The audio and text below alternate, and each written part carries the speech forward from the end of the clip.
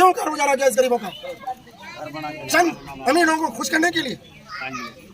बिहार सरकार में कहाँ नहीं लोग घर बनाए हुए बसे हुए हैं। कहीं पर ऐसा हाईकोर्ट का ऑर्डर में कहीं नहीं है कि, बल्कि हाईकोर्ट ने इस केस को रिजेक्ट किया है। हाईकोर्ट ने ये कहा है, देखिए सर पढ़ के आपको सुनाते हैं। We find that the petitioner has an alternative remedy, जो पिटिशनर है equally efficacious in term of and under the provisions of the Bihar Public Land Enforcement Act 1956, confirmed as to why the petitioner has not taken recourse to such remedies. We see no answer forthcoming.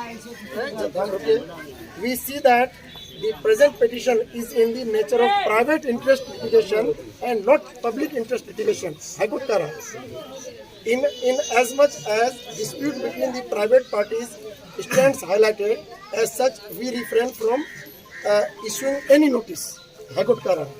अगला sentence सुनिए high court का कि learned counsel for the state opposes the petition, stating that the petition is misconceived, raises disputed question of fact, is not in public interest, and that the issue can be best resolve at the local level by the appropriate authorities.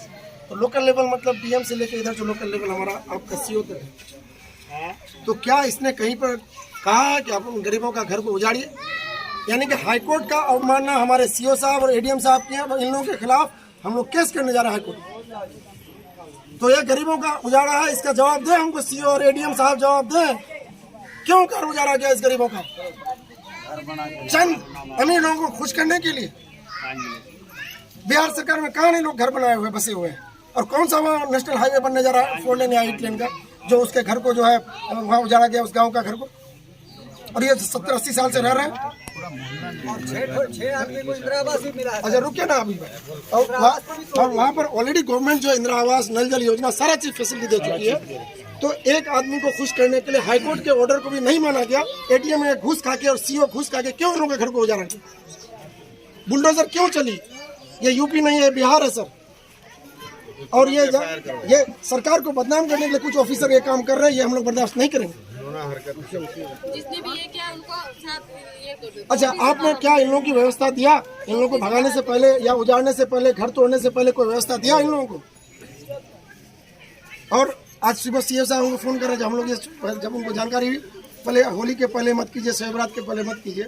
तो होली और शब के पहले घर को क्यों उजाड़ा, तोड़ा गया? क्यों बुलडोजर चली इन लोगों के छाती पे? तो ये होली और शब के बाद भी चल सकती थी। घर में नहीं। तो हाईकोर्ट के आदेश ये हम तो नहीं कहे, हाईकोर्ट का जज का। तो हाईकोर्ट के जज का अवहेलना क्यों की गई? ऑनरेबल हाईकोर्ट के जज का ये गरीब आदमी है, जाहिल है, कुछ नहीं जानता है। तो हम लोग नहीं पढ़े लिखे हैं। जब ये लोग आते हैं, अनाज भी निकालने नहीं दिया।